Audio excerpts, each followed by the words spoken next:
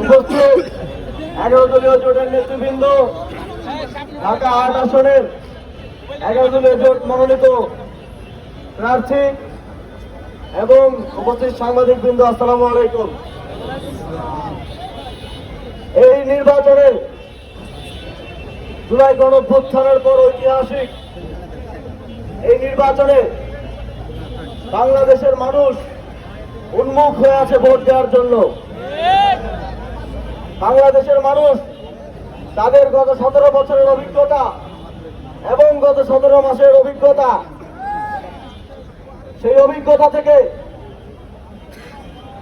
জুলাই গণঅভ্যুত্থানের শহীদ গণতান্ত্রিক আন্দোলনের নেতৃত্ব দানকারী 11টি দলের যে ঐক্য হয়েছে, সেই ঐক্যকে বিজয়ী করতে প্রস্তুত হয়ে আছে। এখন প্রত্যেকটি আসনে, প্রত্যেকটি কেন্দ্রে 11 দলীয় জোটের নেতৃবৃন্দকে, বাংলাদেশের মানুষকে সাথে নিয়ে যেন বাংলাদেশের জনগণ ভোট দিতে পারে, সেটা নিশ্চিত করা আমাদের দায়িত্ব। মাঠে ঘাটে যেভাবে দাঁড়িপাল্লা সাপলা করে রিকশার জয় জয়কার শুরু হয়েছে, যদি শুধুমাত্র আমরা নিশ্চিত করতে পারি যে বাংলাদেশের জনগণ 12 ফেব্রুয়ারি ভোটটা দিয়ে ফিরে যেতে পারবে, তাহলে 12 ফেব্রুয়ারি সন্ধ্যার মধ্যে আমাদের বিজয়ের ঘোষণা করে আসবে ইনশাআল্লাহ। আমরা একটি দলের পক্ষ থেকে দেখেছি যে তারা ঋণ খেলাপি, বিদেশি নাগরিক, চাঁদাবাজ, মাফিয়া, সন্ত্রাসীদেরকে তারা মনোনয়ন দিয়েছে। কারণ তারা আগে থেকেই জানে বাংলাদেশের মানুষ ইতিমধ্যেই তাদেরকে প্রত্যাখ্যান করেছে। মাফিয়াদেরকে, সন্ত্রাসীদেরকে, চাঁদাবাজদেরকে মনোনয়ন দেওয়ার মাধ্যমে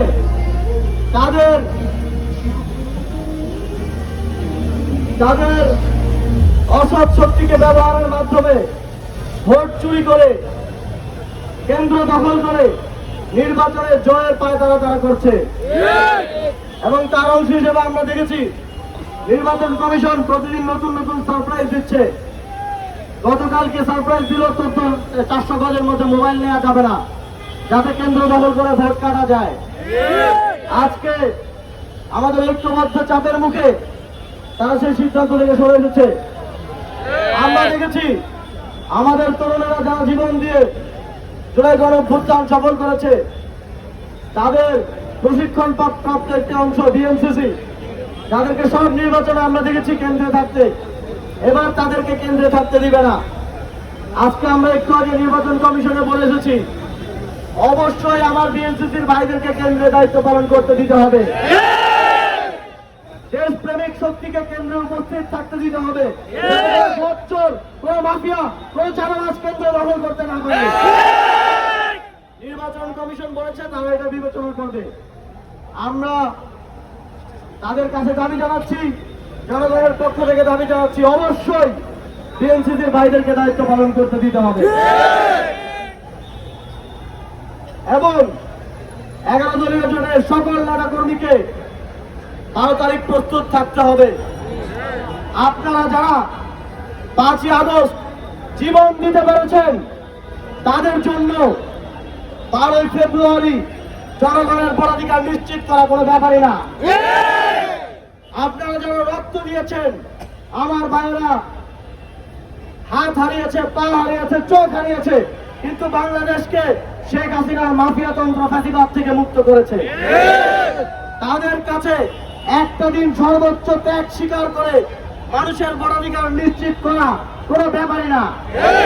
আপনারা সবাই প্রস্তুত আছেন না?